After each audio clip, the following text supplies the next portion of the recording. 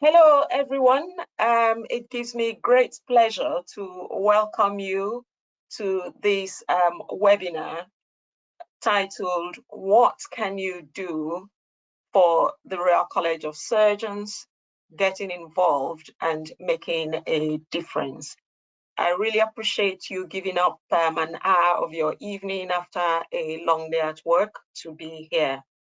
My name is Dorothy Kofeji. I'm a neonatal and pediatric surgeon, and I recently started as an elected member of the council of the college, and I'll be chairing this webinar this evening. What to expect this evening is your interest in knowing more about what you can do to make a difference. I hope that we can answer your questions. And most importantly, that at the end of this webinar, you feel engaged and empowered to begin your journey of volunteering and joining the rest of us to make a positive difference.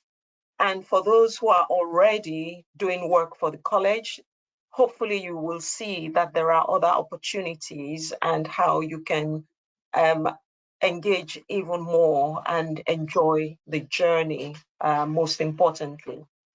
So the format for the evening is we'll have this brief introduction. I have two colleagues of mine, Ms. Vinita Shekhar, who is the chair of our RCS forum and is also a member of council of the Royal College of England. And we have Mr. Yasser Mohsin, who is our chair of the Royal College of Surgeons of England Court of Examiners, and he also sits on council. They will be talking you through their journey, what they are doing, how they are making a difference, just to demonstrate to you that I am an ordinary surgeon, how we have engaged and what we are doing that benefits the college, hopefully our fellows and members, and also has benefit for us as surgeons and as individuals. Once we've had those talks, this will be followed by a Q&A session.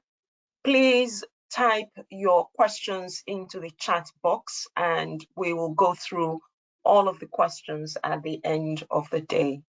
I hope that gives you a picture of how the evening will proceed. I will aim for us to finish promptly on time so that you can go back and enjoy the rest of your evening.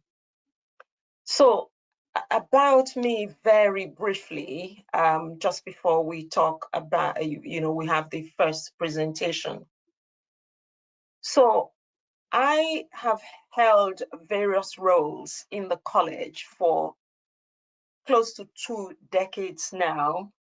My primary area was training and education, standard setting, and exams.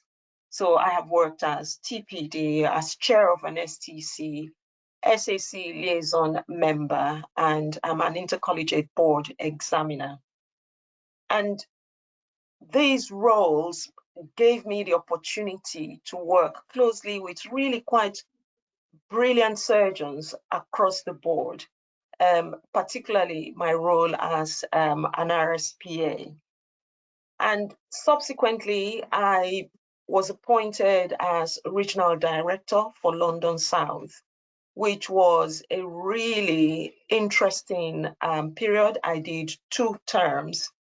And during my time as regional director, we had some significant events that also influenced how I engaged with the college, the work that I did, and led me to think about what I could do even more of. So you all will recall the Kennedy report and its recommendations, especially around the areas of equality, diversity, and inclusion. And then we had the pandemic where we organized a lot of webinars, and then we had the report on differential attainment. All of these pointed to me that there was work to be done by the college to positively impact fellows and members across the country. And this was the reason why at the end of my tenure as regional director, I decided to put my hand up for a council because the Kennedy report, we're just scratching the surface, and the effects of the pandemic, we're still living through those and getting through those. And then now we have other constraints which have added new layers of problems and challenges for surgeons. So the ongoing industrial actions and how they impact outcomes, waiting lists, and all of that. So what role does the college have? What insight can I bring to the table? So these are some of the ways in which I have defined what I wanted to do. The other area that's been close to my heart is widening participation and access to surgery and surgical training. So as regional director, I joined the college group where we go to local schools. The last one I went to was in Leeds, A-level students, to talk to them, to bring to them the fact that being a surgeon is well within their reach and will help them to prepare for their interviews and get very junior surgical trainees right up the way up to senior consultants to come and talk to them. I'm also a European Mentoring and Coaching Council accredited coach. And that work I have also brought to the college, and I'm supporting surgeons on the Emerging Leaders program. So there is a lot that one can do. And as you all know, in the last few weeks, we've had the Working Party report, which somehow fits into my role as guardian of safe working within my trust. Again, bridging that gap between what the college is doing and taking that out there. So this is how my role has continued to change and to become more aligned with current issues, current problems, where I think I can make a difference by the work that I do on the shop floor and sitting around the table. So I will stop there for now and bring Yasa in. Yasa. Good evening, everybody. Today we have this webinar about what you can do for the college, and congratulations everybody, you've already taken the first step regarding what you can do for the college by attending this webinar. I hope I'm current chair of the Court of Examiners for the Royal College of Surgeons of England. I hope to give you an idea about the court. When I started as an examiner, it was one of my senior colleagues who said maybe I should look into trying to be an examiner for the college. And I just didn't know what that meant. I knew I went through all the examinations, but I just didn't know what's the court and how it's run and what was going to be my commitment time-wise and expertise-wise. So I hope today we'll go through the generality of the court and how it's structured and what you would expect if you were to become one of the examiners for the court. Can I have the first slide, please?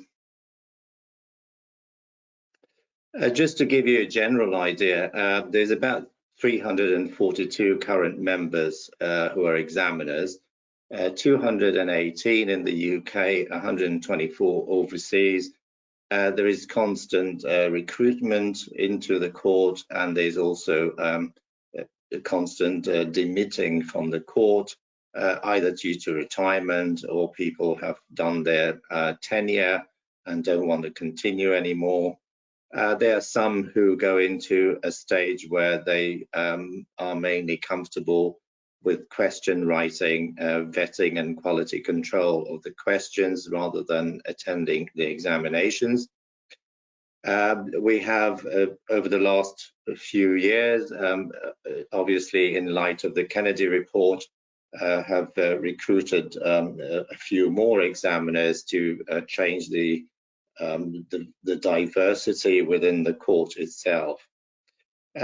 We mainly, at the moment with the court, is mainly relating to the Part B of the MRCS exams, and literally throughout the year there is an examination diet every month except April and December. There's 3 diets in the UK, mainly in London, but there is one diet that is held in Sheffield, usually in May. Next slide, please. It's not all about exams. You do also have an annual court day where all the examiners are invited. We have a series of presentations, lectures of quite a varied interest, not necessarily relating to surgery only. We've had athletes, we've had CEOs of multinational companies, we've had inventors, we've had scientists, and we've also had historians presenting in the court day. And it is usually well attended, and this is a photograph of the attendees almost 2 years ago now. You may recognize quite a few of them. Next slide, please. We also try and make it fun. We do take photographs. We are mentioned on a board within the Royal College of Surgeons, and the names of examiners on the court and past examiners on the court are documented. Next slide, please. A part of our remit is to hold international exams as part of the International MRCS exam Part B. The content of these exams, the way they're conducted, the question bank is prescribed by the ICBSE, which is the Intercollegiate Board, and they assess the running of all the MRCS exams in the UK and abroad by whether they're run by any of the colleges. There is intercollegiate assessors, and they make sure that the exam is run to the prescribed manner and the level that is being agreed upon. They also take feedback from the candidates and obviously adjust accordingly if there were any issues with the syllabus, curriculum, or the questions themselves. We hold about 6 or 7 overseas exams. There's about 2 or 3 exams a year in Cairo, Egypt. There was one in Alexandria, but over the COVID period, it's all become in Cairo. And again, there is 2 exams in India, Delhi and Hyderabad. There's 1 exam in Kuala Lumpur, Malaysia, and there is a new center in the United Arab Emirates, Abu Dhabi. We used to hold an exam in Sharjah. And there is constant requests from colleagues overseas for us to hold these exams within their countries. There are requests from Singapore, Pune in India and Pakistan.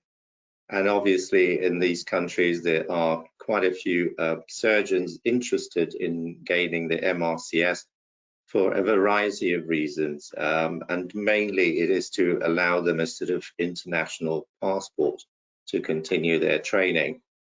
Next slide, please. This is the Court of Examiners who attended an overseas examination. This was actually a few years ago in Cyprus.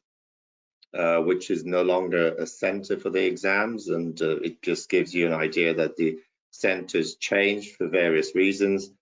Next slide, please.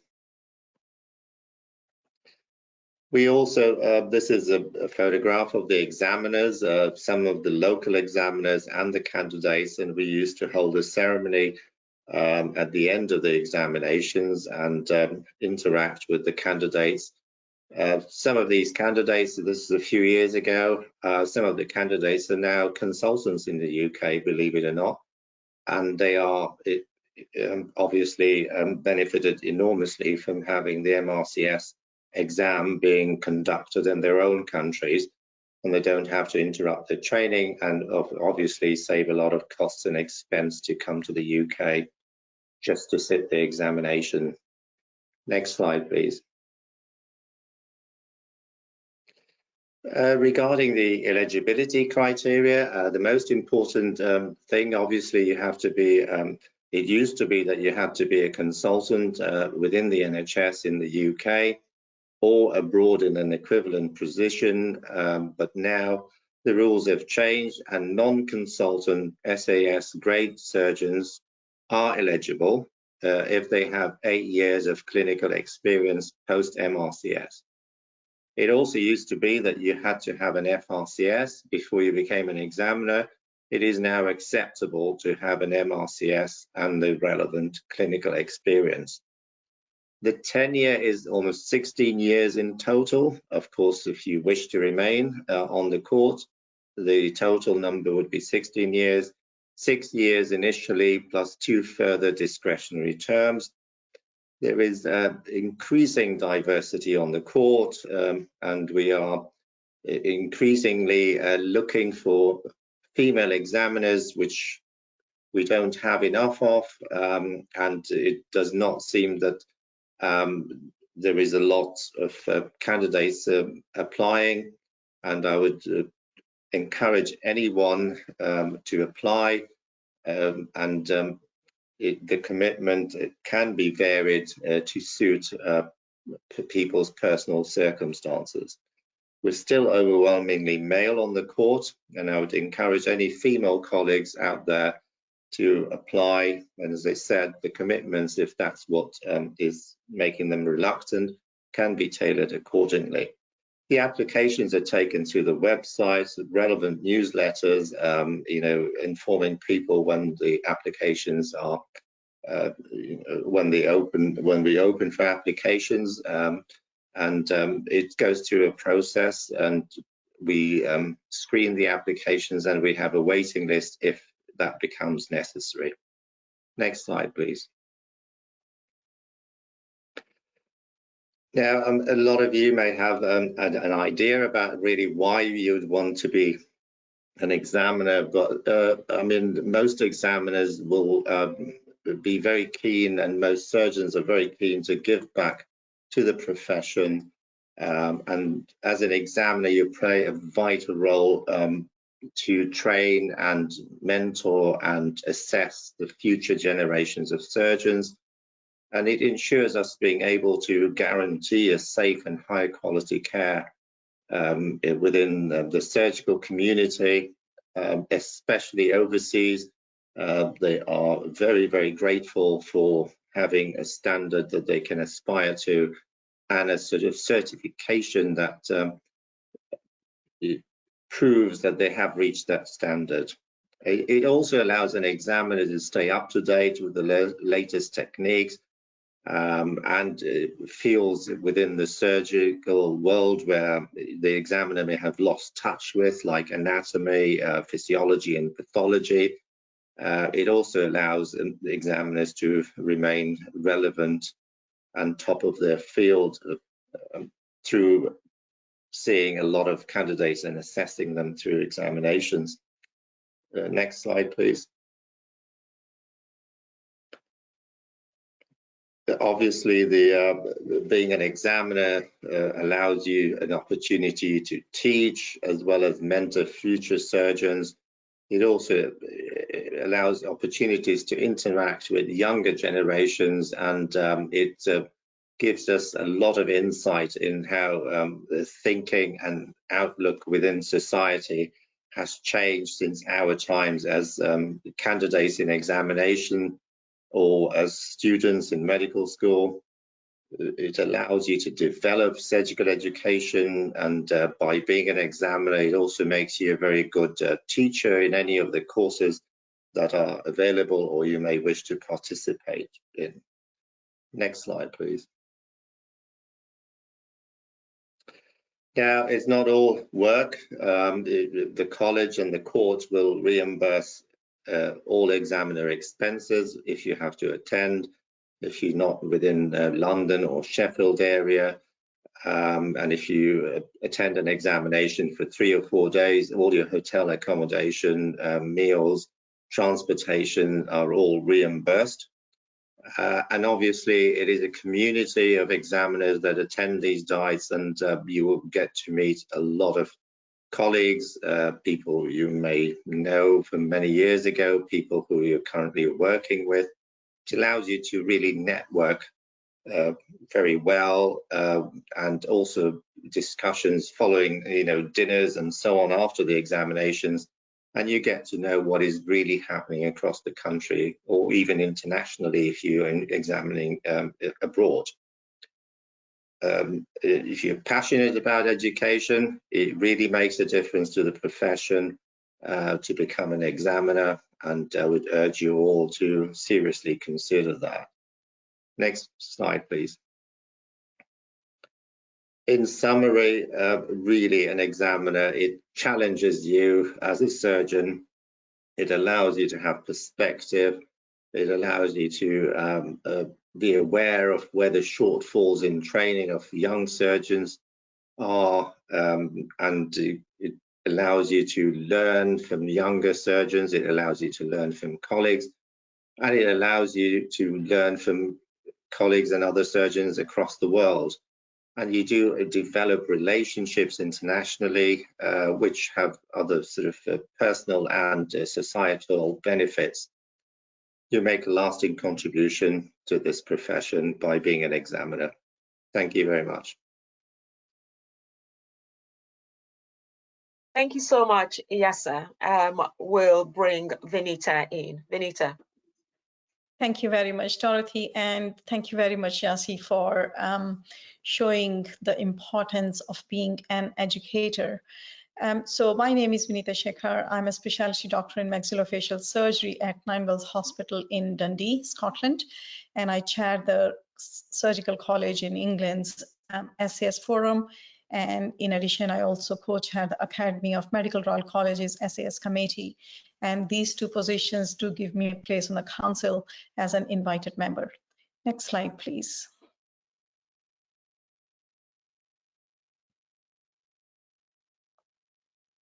So I'm just going to touch a little bit on my journey to what I am today.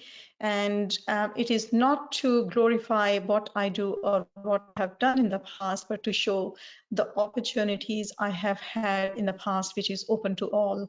You will realize looking at this that I started very small, but every role led me to another one. So my background is I'm international medical graduate from India. My background is dentistry, but I do work in a surgical specialty regulated by GMC, so I follow the both disciplines of General Dental Council and General Medical Council. Because I was always subject to double jeopardy, working in a surgical specialty, but being on the dental register, I went to Cardiff Law School and did my master's in medical law. I am fellow of Royal College of Surgeons of England. I have further qualifications. I was a London trainee for 5 years, and I started as a specialty doctor in 2009 at Portsmouth Hospital NHS Trust, and then moved to Scotland in 2014 for family commitments. So the management roles at Portsmouth, you'll realize that I started very small as clinical audit lead, but every role we do, we give something back to the department. I strongly believe there's always a time in our profession where we have to give back to the society, to the profession, and to the next generation of doctors and surgeons to come. With my legal degree, I worked as investigating officer for Doctors in Difficulty. That taught me a lot. I grew up pretty fast, learning from others' mistakes, but that gave me a lot of insight and a lot of leadership skills and tolerance and listening skills. Whistleblowing advocate, this was another very prestigious role. I was very lucky to have this. And again, once again, it taught me a lot of medicine, lots of surgery, lots of mistakes, and lots of learnings from those. I have represented our colleagues on the local negotiating committee at Portsmouth, and I carried this role over to Scotland as well. Next slide, please. So these are my management roles in Scotland. You will realize when you move your job, you start again. So again, I started very small as clinical governance lead this time. I am GMC recognized trainer, one of the only ones in our hospital. Being a dentist, I am a trainer, and that's because of the qualifications I have gained with time. I'm a clinical and educational supervisor for both dental and medical core trainees. I have been member of morbidity and mortality steering group at NHS Tayside. I am currently education advisor for all SAS doctors and dentists in the health board, and there are 132 I look after in regards with whether they want to do Caesar or they want to progress or whether they want mentorship. I have been representative at British Association of Oral and Maxillofacial Surgeons, paying back to my own specialty. And since then, I have taken the role at the college, being SAS Forum member. That led me to the role of co-chair and then the chair. I have been panel member for the Kennedy Review, and I am started as SAS committee member of the academy and then became co-chair, and I share my role with SAS lead of Royal College of Radiologists. So you will see that one role has led me to another, and every role I have paid back to the institution, I paid back to my colleagues, and I paid back to my own specialty and my fellow colleagues. So just to kind of acknowledge, the college acknowledges the common reason for becoming SAS doctor. I apologize if there are very few SAS doctors or no SAS doctors in the crowd and there are more consultants, but I think it's important for even consultant body of the trainees to know who the SAS doctors are and how the opportunities come along the way. So college acknowledges common reason for becoming SAS doctor. There are lack of adequate number of training posts. Not everyone can get a training post. We do decide to become SAS doctor. Optimization of work-life balance. We have more regular hours compared to trainees and consultants. We have a portfolio career with distinct role, but nothing bad about it because the future training program, they're looking at portfolio career. And if you look around, actually when the consultants have portfolio career, because there is lots of subspecialty interest and practice is limited to those subspecialty interests. So I think portfolio career is not a bad thing. You can work in a subspecialty that suits you. You can gain experience to enhance your application for Caesar. Now remember, the Caesar is changing, so please do watch the space.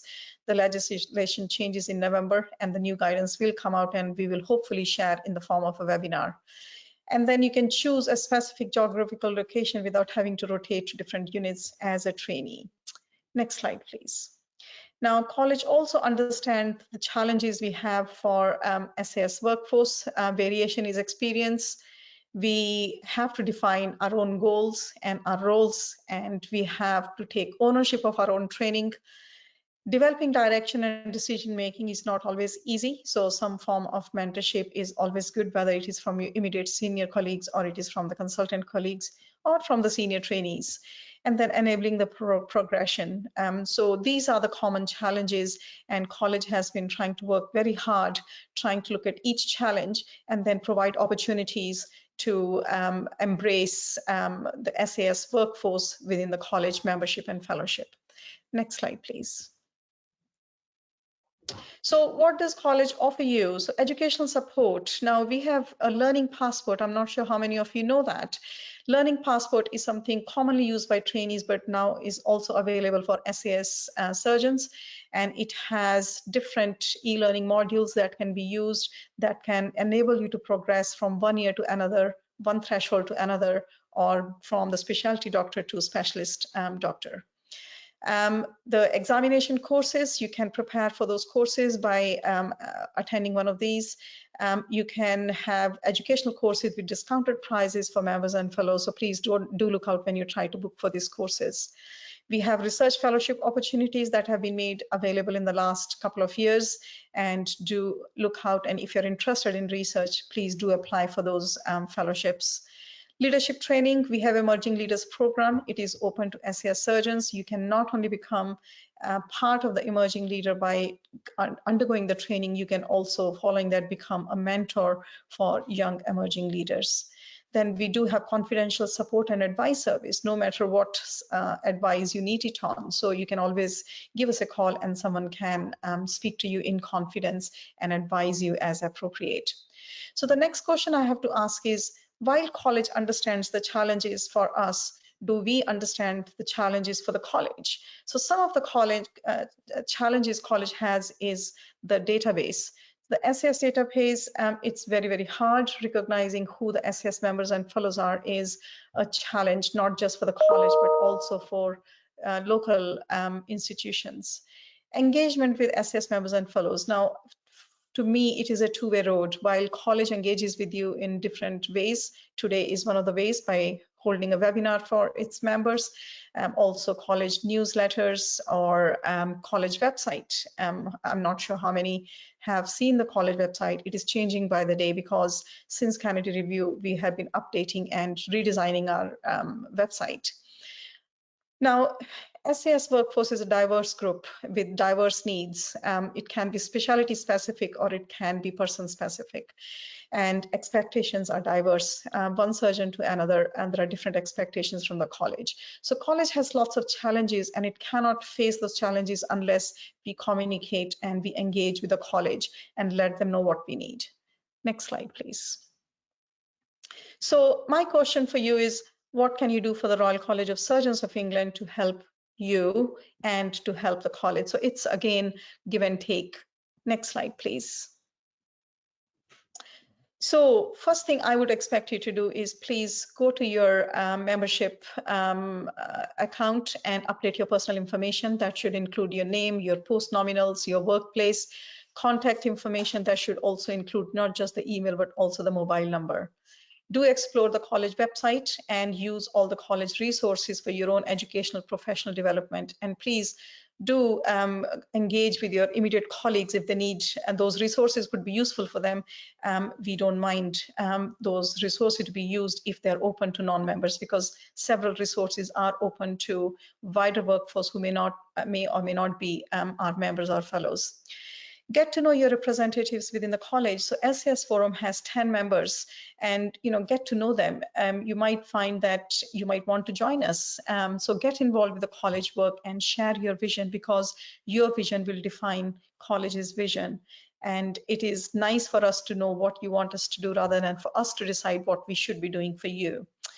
You could be a volunteer for cutting edge workshops and influence the next generation of surgeons. You could become a faculty and or program director for education. You could become a mentor for emerging leaders or mentor for young generations to come.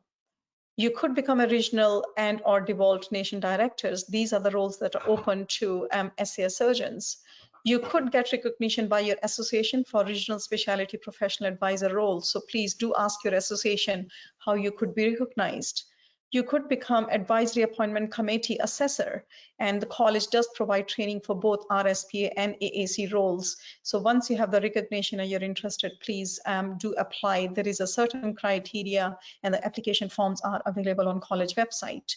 You could become an examiner for MRCS. As Mr. Mohsen has said, SAS and eligibility for SAS has just come out. It has not yet been officially announced by the ICBSE.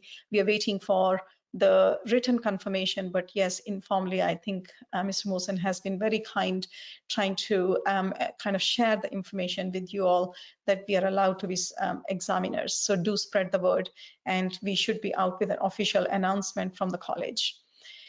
You could join SAS Forum. We would welcome you with open arms. We support SAS surgeons and locally employed surgeons. We have 10 places on the forum. We are hoping to increase it to another 2. That means at the moment we have 6 empty spaces. So we will be advertising for the role. So please do apply for the role. Please do speak to me if you wish to, or any other member of the forum if you wish to learn more about the role. As members of SCS Forum, we represent SCS Surgeons on College Council. The chair of the SCS Forum is invited member on the council.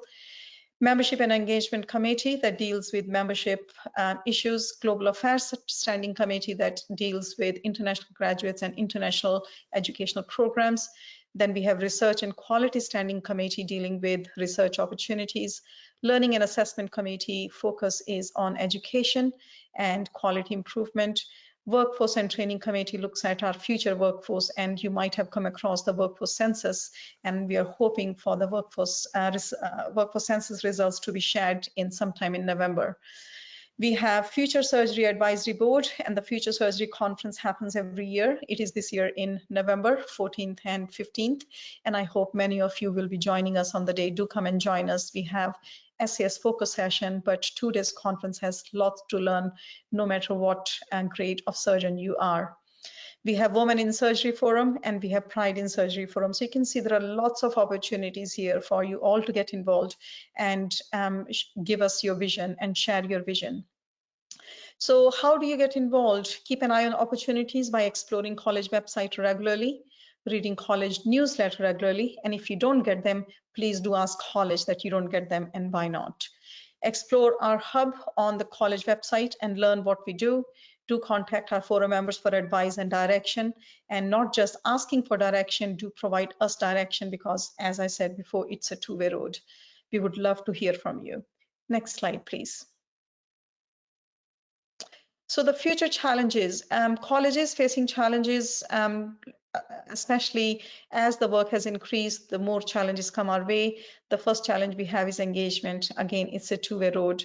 While we are trying to engage, we would like to hear from you. So do contact us, do explore the website. Recruitment of SCS surgeons in all available positions. College has opened its doors to almost every governance group of the college. But now our big challenge is how do we recruit SCS surgeons? So please do apply for the roles.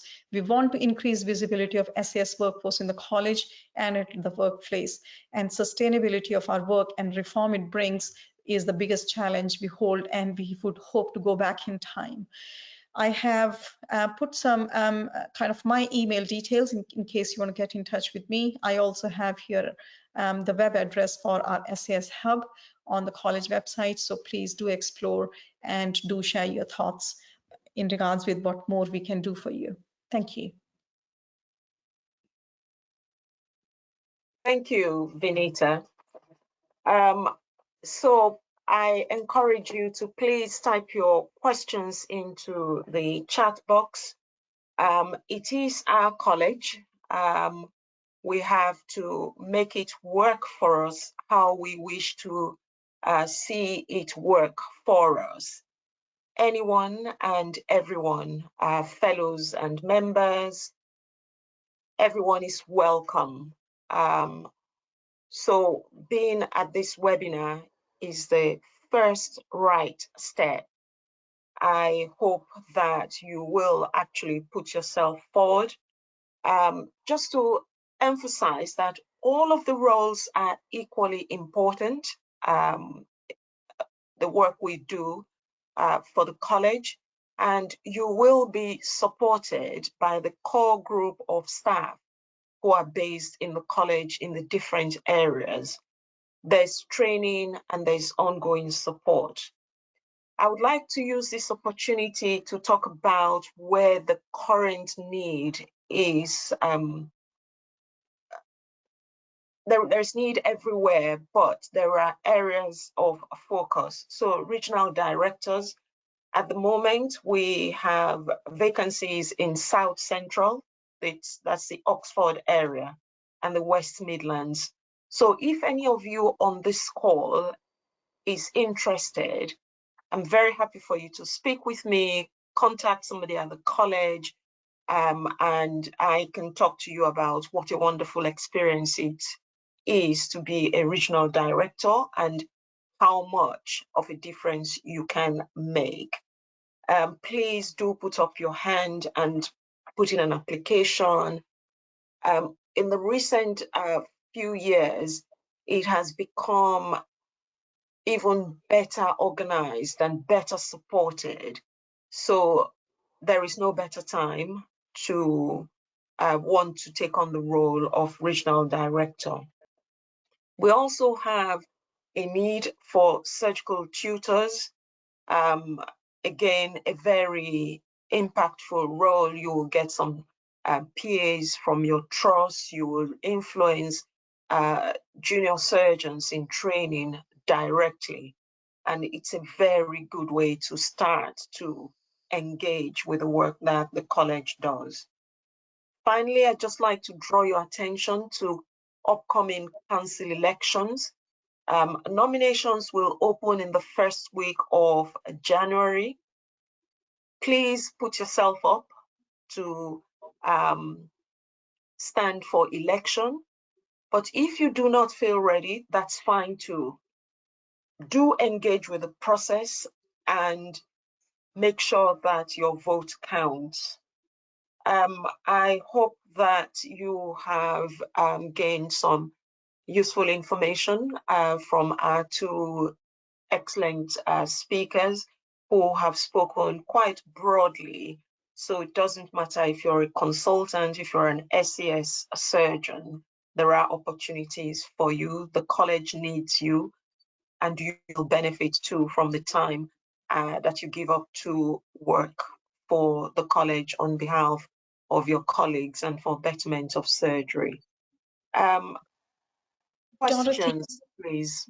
Yeah. Can I also come in here just to highlight the fact that council member positions are also open to RCS surgeons, and I would encourage RCS surgeons to apply for the post.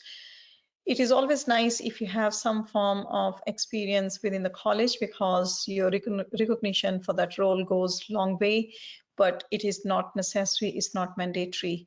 Even a fresh face can apply for the council positions, and you never know that you will actually be elected for that position. So please do apply for the role. Thank you. Thanks for that. Yes, sir, you. Yeah, I think there's a question which is saying, is it a problem if you've only taken the recently taken the MRCS? I mean, you need to have 8 years of clinical experience after the MRCS to be eligible to be an examiner. Well, those are the rules that, as Vinita's pointed out, will be coming once they have been ratified. But it has to be 8 years post MRCS. For SAS grades, and for consultants, usually they've done the MRCS very early on in training, but we do also look at the number of years that they have been a consultant before they become eligible to become examiners. So the two are really equivalent in times. So it's not that one has to be, you know, more time post MRCS than the other. So yes, here I absolutely echo that. Now I think, guilty at this point, because I wrote those person specifications trying to help when we were negotiating these roles to be open for SAS surgeons. I think if you look at the 8 years post MRCS, it is, as Yasis has said, it is the same time equivalent to the trainees, 6 years of specialist training and then 2 years of being a consultant. So it's the equal, we have the equality there. The reason why it is post MRCS for SAS surgeons, number one, it is the same rules for the trainees. And at the same time, I think it shows your engagement with education post MRCS. So you need to be engaged. So that's not the only criteria to become an examiner. There are many more criteria, and one of them would be you need to be engaged with some form of education throughout those 8 years. So please do watch the space. I think more details will follow in the next couple of months. And before New Year, I think we should have full details of the criteria for SAS surgeons to be examiners. Thank you. Yeah, there was another question, I think, about roles in the college for retired surgeons. I think from an education and assessment perspective, there are quite a few roles in running courses, being involved in courses and training for retired surgeons. I think the new regulations about 2 years post-retirement regarding being an examiner, you can't be except if you're basic science examiners, who we accept examiners who are retired surgeons, but it will have to be within the basic sciences sphere. But there are other roles. I'm sure Vanita and Dorothy would expand regarding retired surgeons. I think I am not 100% confident in stating something I shouldn't, but I know for a fact that you could be mentors for either trainees or new consultants or SAS surgeons. So mentorship is one area, but I'm sure you could get involved in creating some learning educational resources for the college, because I think every little help helps the college. If I'm not wrong, college is talking about how do we involve retired surgeons and the college volunteers who finish their tenures to continue to get involved. And I am sure Dorothy may have some information, or we can share that information and possibly in some form or the way we can announce it on our college newsletter, where we could say, or we could even do a webinar on opportunities for retired surgeons. I hope that's reasonable. Thanks, Vanessa. I think that will be a brilliant idea. The one area that we have not specifically mentioned is about training, like the basic surgical skills course, surgical skills for healthcare professionals. So this is to everybody. The college is always looking for volunteers to teach on those courses, and they provide training. If you're from outside of London, you get your transportation and accommodation provided by the college. So please do consider those. The details are on the college website. And I would like to highlight any role you take in the college, by the title is one single word or one sentence. There is lots of work that goes behind the scenes. Me as a chair of SAS Forum, I think I have access to all college governance committees, and so does some voluntary placements for other SAS Forum members as well. We not just kind of collaborate with the college committees, we also collaborate with our immediate stakeholders or the relevant stakeholders who may be influencing our work, or where we may be influencing their pieces of work. So whether it's a GNC, or it is Academy of Medical Royal Colleges, or it is another surgical college.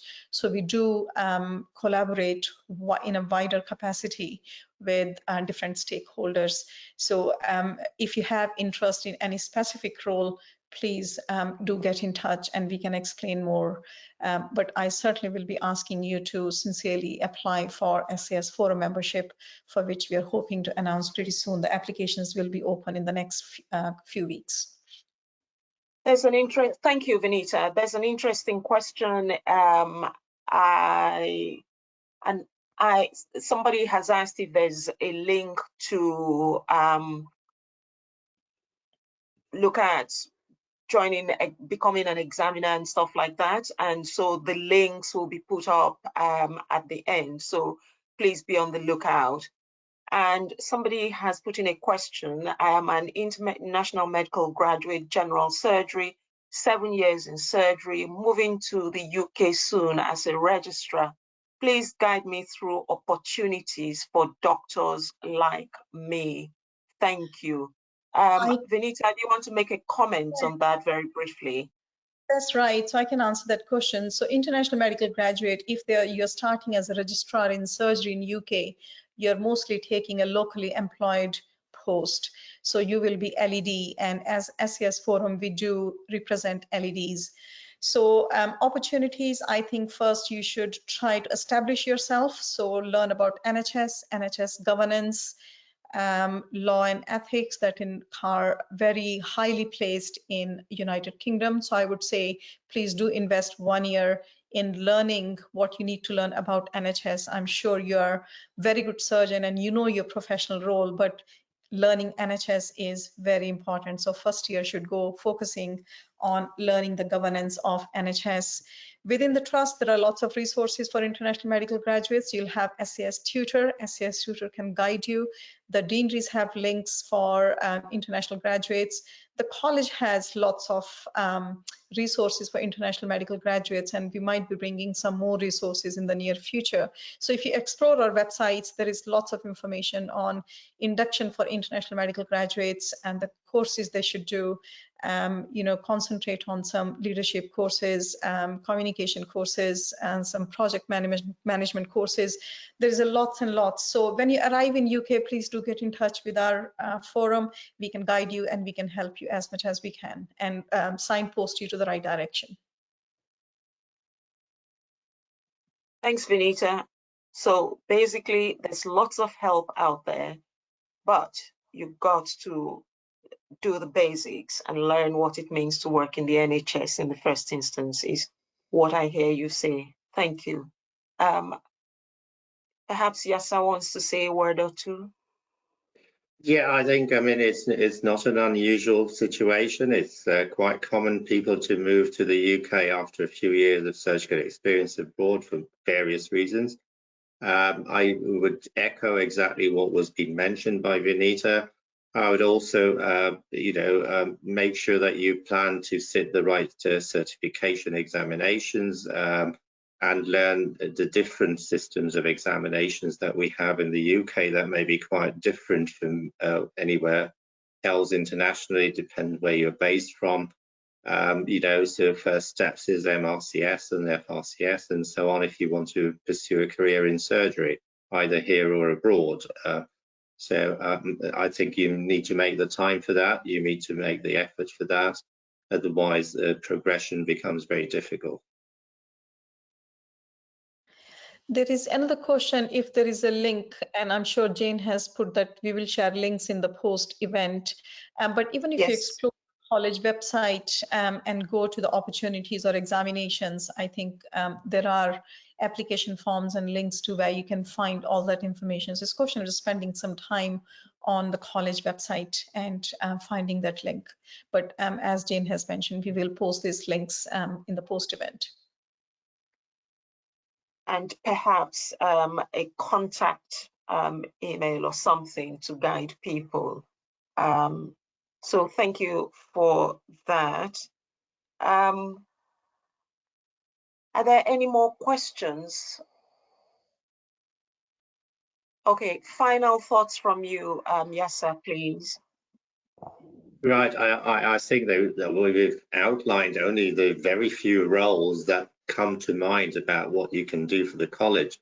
And I find learning from my peers over the years, the ones who are available within the environment of teaching, education and examinations and involved with the profession and what I call the back office to the profession and not necessarily just the clinical coalface. Do find enough opportunities that are very rewarding. We all become very lonely within our little niches, foxholes at work, and nothing beats the therapy of networking with your colleagues. And that really sort of is what we're trying to put across. And the main networking forum is centralized within the surgical colleges, and that's where you'd find like-minded colleagues, and you would see an enormous amount of diversity at the moment, and this is really what we would like to do. We want to hear different views, we want to have different types of people from different backgrounds getting involved more and more with the college work.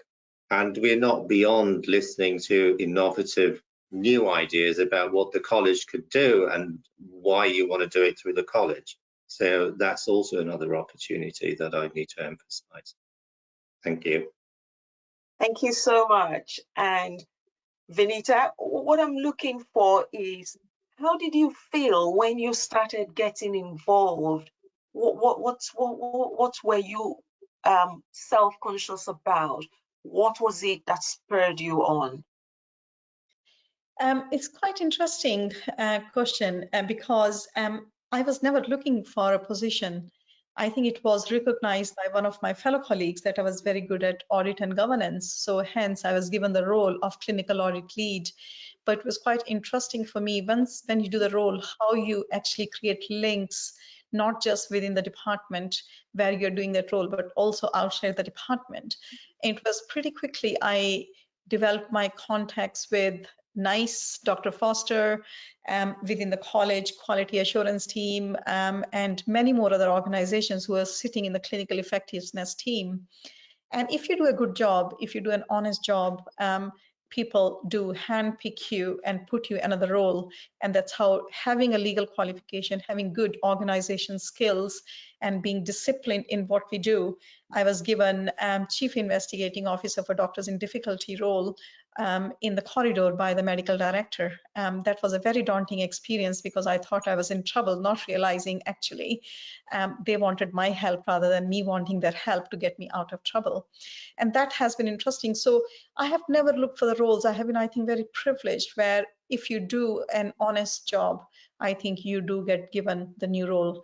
And I have never gone for second interview for a clinical job, and I have never applied on my own for a clinical role or management role. Even for the college roles, I was asked by one of the council members to apply for the role because they thought I'm going to be good for the role, and I did, and here I am.